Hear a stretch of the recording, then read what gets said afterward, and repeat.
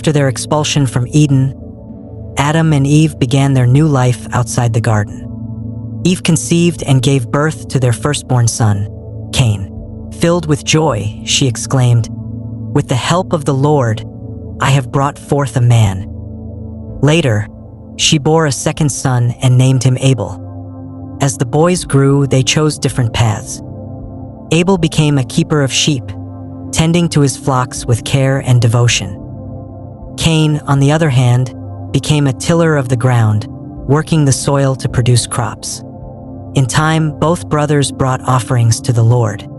Cain presented some of the fruits of the soil, while Abel brought fat portions from the firstborn of his flock. The Lord looked with favor on Abel and his offering, but he did not look with favor on Cain and his offering. Cain's face fell, and anger burned within him. The Lord, seeing Cain's distress, spoke to him, "Why are you angry? Why is your face downcast? If you do what is right, you will be accepted. But if you do not do what is right, sin is crouching at your door. It desires to have you, but you must rule over it." Despite this warning, Cain's jealousy and resentment continued to grow.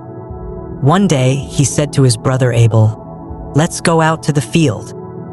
And while they were in the field, Cain attacked his brother Abel and killed him. After the deed was done, the Lord came to Cain and asked, "Where is your brother Abel?"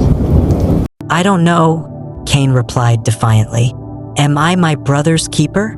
But the Lord knew what had happened. He said to Cain, "What have you done?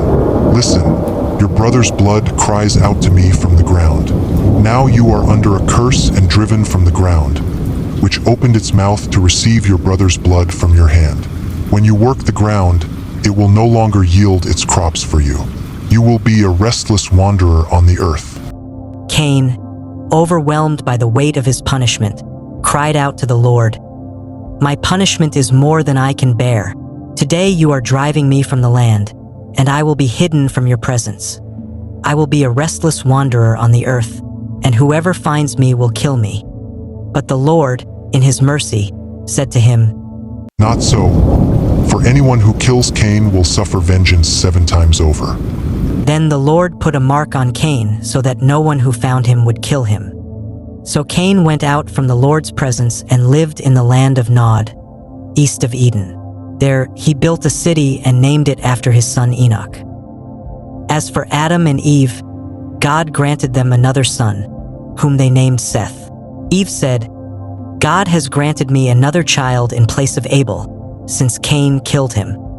To Seth also a son was born, and he named him Enosh. This tragic tale of the first murder marks a further descent of humanity into sin. It illustrates the devastating consequences of unchecked jealousy and anger, the importance of offering our best to God, and the deep pain that violence brings not only to its victims, but also to its perpetrators.